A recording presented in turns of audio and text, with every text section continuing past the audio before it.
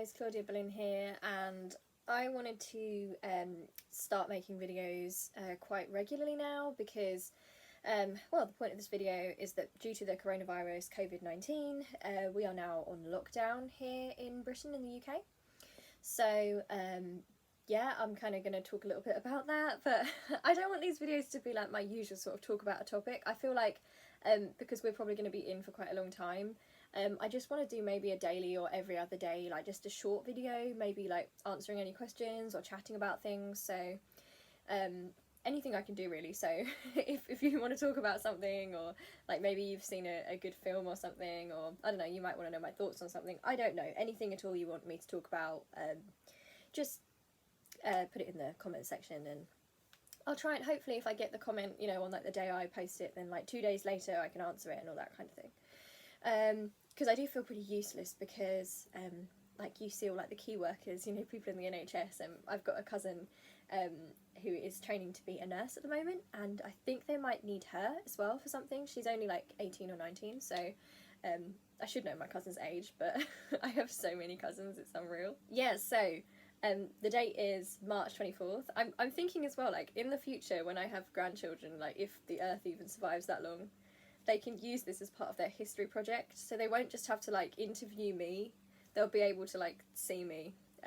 Yeah, so last night we went on lockdown, and there was the well, I was waiting for the 5 o'clock broadcast, because every day there's been like a 5 o'clock broadcast from Boris, and kind of I feel like it's not been healthy for me to watch it, but I have been watching it anyway because I needed to stay informed.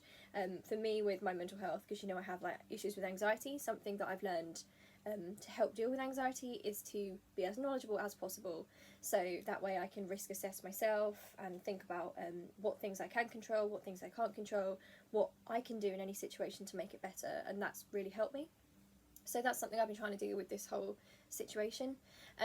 So yeah, there was the big government broadcast at 8:30, just after EastEnders last night. And it was really scary because Boris is kind of like looking right into the camera, and that he's trying to be all like Churchillian, you know. Why would anyone want to be like Churchill anyway? Nobody would. But yeah, it was like basically more people are going to die, and if you don't do as you're told, and we're putting in a lockdown, so that means that you can only leave your house to exercise once a day, to get food or medication, or to go to work if you're a key worker.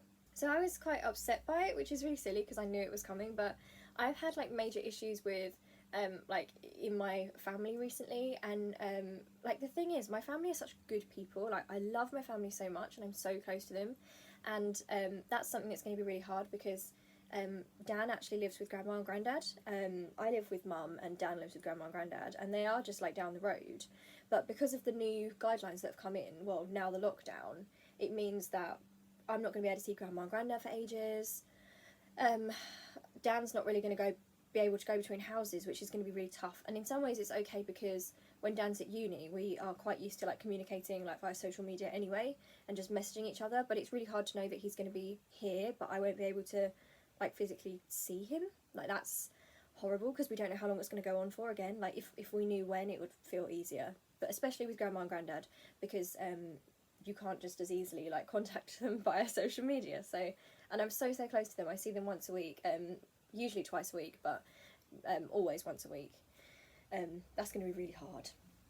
But yeah, so the issue is, so basically when all this stuff was getting worse, I have been keeping up to date a lot on what's been going on in other countries, and the different strategies different places have been employing. And obviously in our country we're trying something called herd immunity, which is an interesting stance to take.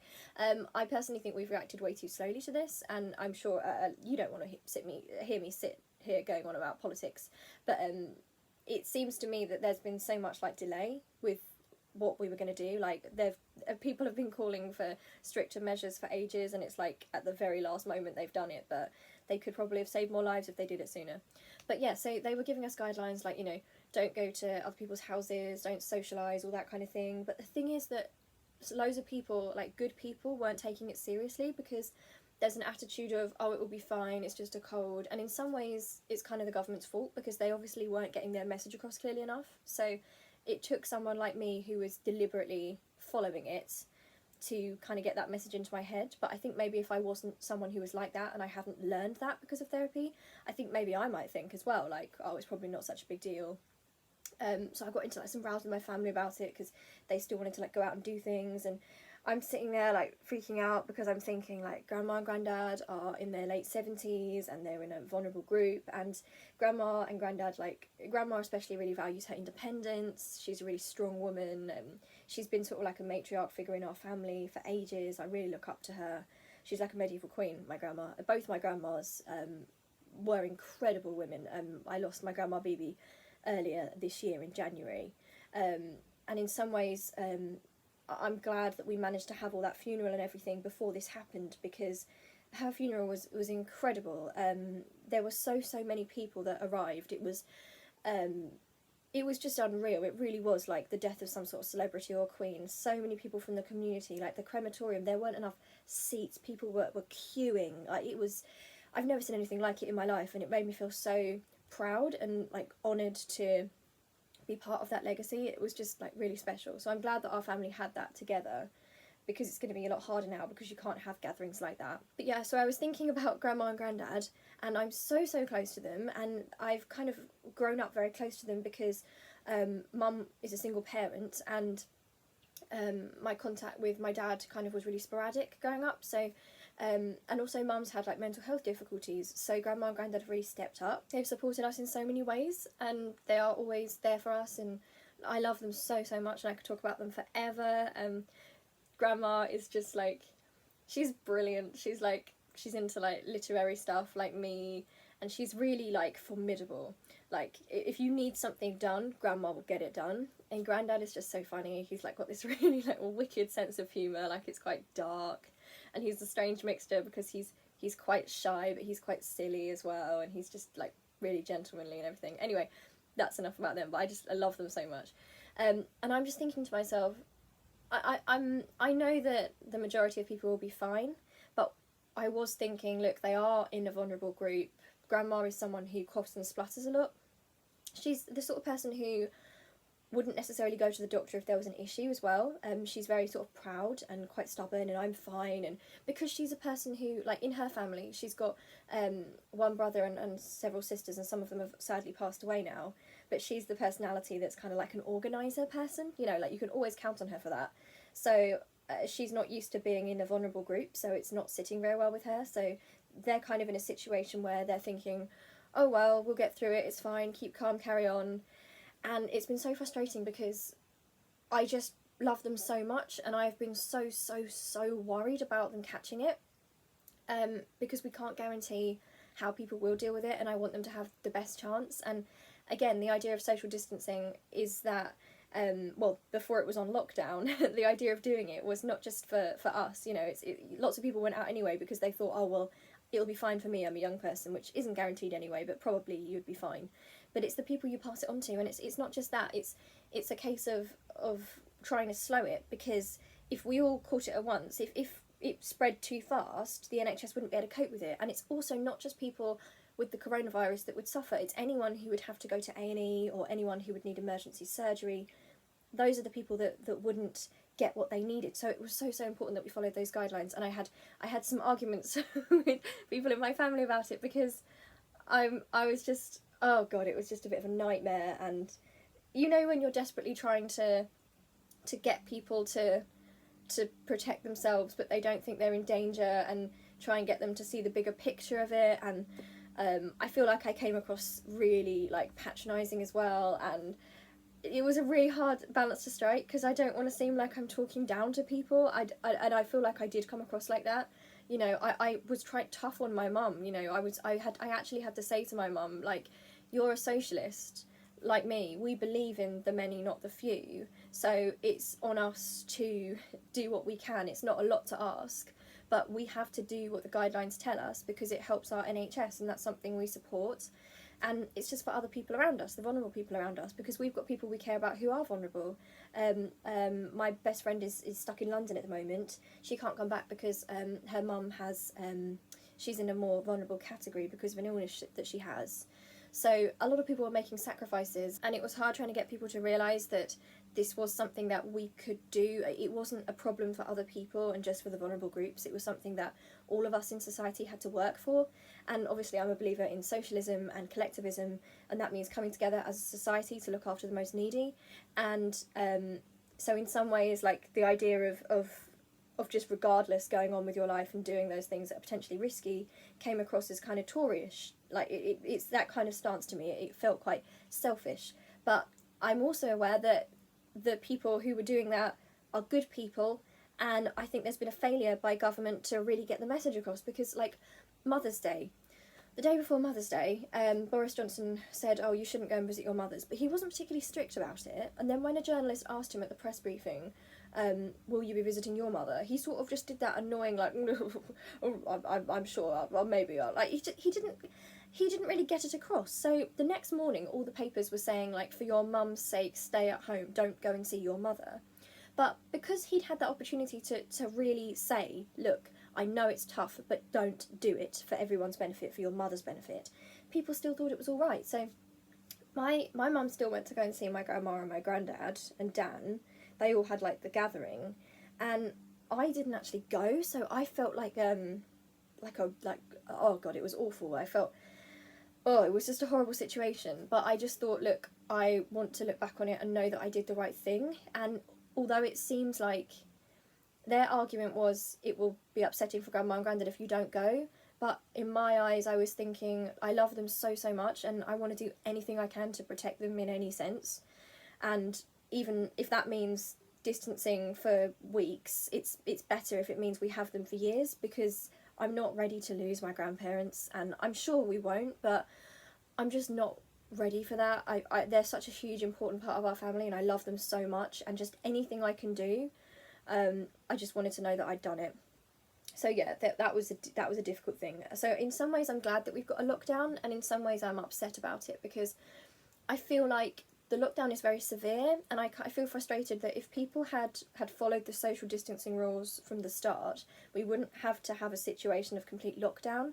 So it almost feels like, you know, when you're in school and you're one of the good kids and the bad kids do something and don't listen to the teacher, and then the whole class gets punished, even the good kids. It kind of feels like, oh, well, we did what we could and now we're being punished too. But if it means that people will finally, like, listen, good. I still think it's come a bit too late, but just thank God it's happened now, and people will pay attention. And thankfully Grandma said that she's not going to go out. She's only going to go out for shopping if they've got, like, a special time for older people, which is good. And we're going to try, and Mum's going to try and get her shopping for her, so that's okay. I'm going to try and not worry about that. It's going to be weird not seeing Dad, because my mum and Dad are separated, so and they have been since I was 3.5. And so I see my dad on Sundays usually. I speak to him all the time, but it's going to be hard because I don't know when I'll get to actually see him face to face again, which feels horrible, really. And my whole Indian family as well, because there's, like, loads of us, so, like, on a Sunday it's nice to just kind of go and, like, see people, and you never know who's going to be there, because they've got, like, these 3 houses on the same road, and it's great, and it's this massive, like, community. It's so nice to have such a big family. And that's something I'm only, like, embracing, like, in the last couple of years, but it's so nice. I'm so glad I've got it. That's horrible to not have, you know. It's just a nice, like, safety net that you don't really take for granted. That you take for granted and you don't realise until it kind of goes away. Driving lessons have stopped, obviously, which is frustrating, because I was going to hopefully take my test in the next few months. My course is still on, which is, I study from home anyway, so I guess I can understand that, but it's really been hard to concentrate. My mental health's been pretty bad recently, because I've been so stressed about Grandma and Grandad, and, like, mostly I've been stressed about trying to control my family, and it really has felt like that, because usually, you know, I know it wouldn't be my place to tell my family what to do, but in a situation like this, I've just been so worried about the impacts not only on our family and the people I care about, but also on, like, the NHS and everything. So I've really put myself in a bad position because I've been so worried and, like, please don't do it. And I've been, like, really, like, harsh about it. It almost feels like I was talking to a friend about it, and I was like, I don't know if I went too far. And 3 of my friends, in fact, I spoke to afterwards, and they all said no, it was fine. And one of them likened it to when there's, like, when you're teaching a child, like, for example, if you're a parent and you've got your child and they do something that's dangerous to them and you're worried about them, so you might shout at them or tell them off.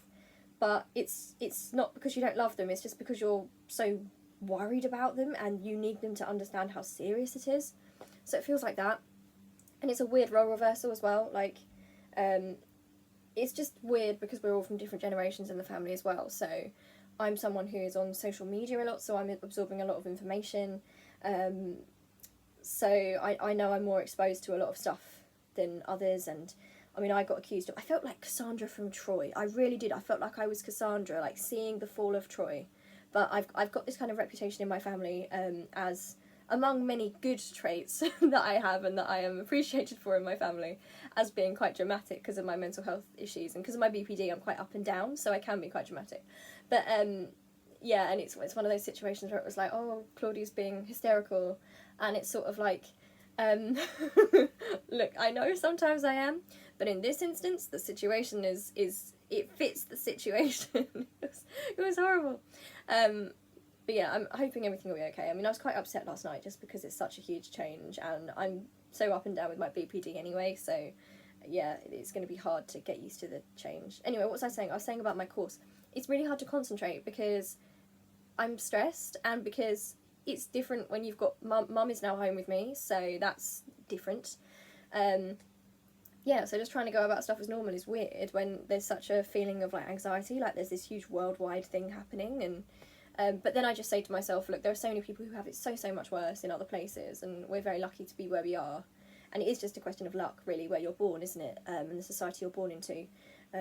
So I'm just trying to think about it like that, and just think, well, maybe it's going to be difficult, and it is going to be hard for my mental health, but also, you know, there's lots of good things, and things that I have that other people don't necessarily have. So, but also I'm letting myself feel those bad feelings, because I always feel like you should let them out. I'm not going to be one of those people who says, oh, I can't complain because other people have it worse.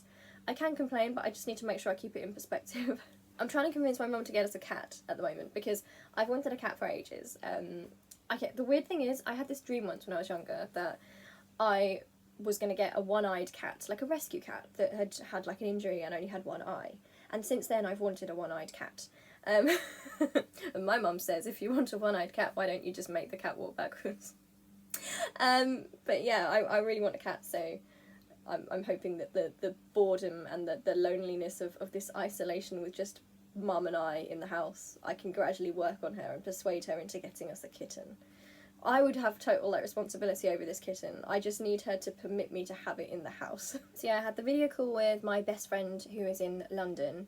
I would say I have two best friends, because obviously Dan is like a best friend to me, but he's also my brother. So like my unrelated best friend, who I also refer to as sister, you might know from Instagram, is her name is Chloe, and I've known her since we were very little. And it was nice. I had like a Skype call with her, and it just made me feel so much better, because I have been quite stressed, and I felt bad with the family stuff, because I felt like it's really hard when you have to fall out with your family over stuff and you love your family so much, but it felt like I couldn't back down because it was like their own health and safety at risk. So it was one of those things where you can't just be like, okay, let's agree to disagree. It had to just be like a look, I'm putting my foot down here, I am putting my foot down. So yeah. I don't really think I've got much else to say other than we're in isolation. This is sort of I suppose this is some sort of historical record now, which makes me feel like I should have put more makeup on rather than just the foundation I have on. And I haven't even got it on properly. My grandkids will be watching this. I want to come across, you know, in my best way. If I have grandchildren. Grandcats, that's what my friend Chloe said. She said maybe we'll have grandcats instead of grandchildren. Who knows? Yeah, okay, so when I say, like, put your thoughts in the comment section, this isn't really an opinion video, so it's not like a debate space, really. But if there's anything you want me to talk about, I will check in with you, either tomorrow or the day after. I might just make, like, little videos. I know this is quite a long one, because it's more of a sort of, here's where we're at, friends. Just tell me if there's anything you want me to talk about, you know. It might be there's nothing you want me to talk about, and you might, in fact, not want to see any content, that's fine. But if I can, you know, if that's something you want, I can help you by doing that. And again, I made that ASMR video a while ago for people who are stressed about the coronavirus and everything and have anxiety, so you don't have to have anxiety to watch it, but it might help. I don't know if ASMR works for you. It's kind of soft speaking. Some people find ASMR really distracting, and I'm like a weird mixture because I'm really responsive to ASMR, but I also sometimes hate to hear mouth sounds. But it depends on the mouth. That's really weird, but it's true. It depends on the person. Like, there are some ASMR artists when I hear mouth sounds and I just, oh my god, I hate it. And there are some people who I just like, I don't mind. It sounds really relaxing. So I don't know. Maybe I don't know if you find mine relaxing or disgusting. I don't know. Yeah. All right. I love you loads. I will see you very soon, because I'll see you in a couple of days or even tomorrow. Let me know what you're thinking. If there's anything you want me to, I could do shout outs. I could do like a radio host, like I could do shout outs. Yeah, okay. If you want me to shout out, I can do that. You know, tell me what you want me to say in the comments. Yeah, I love you loads. Hang in there. Keep washing your hands. Follow the guidelines. The sooner we do as we are told, and I know it's hard to do what Boris tells you to do because no one wants to do what Boris tells you to do, but in this instance it's for everyone's good. So if we believe in the idea of the many and not the few, we have to do this to help other people. So I even found myself agreeing with Piers Morgan the other day, and I thought, oh god, this is the end. He was talking about like social distancing, and he was saying about how selfish people who weren't doing it were, and how you know, like in wartime, families were split apart, and people were called upon to fight for their country, and all we're being called upon to do now is to stay in our homes.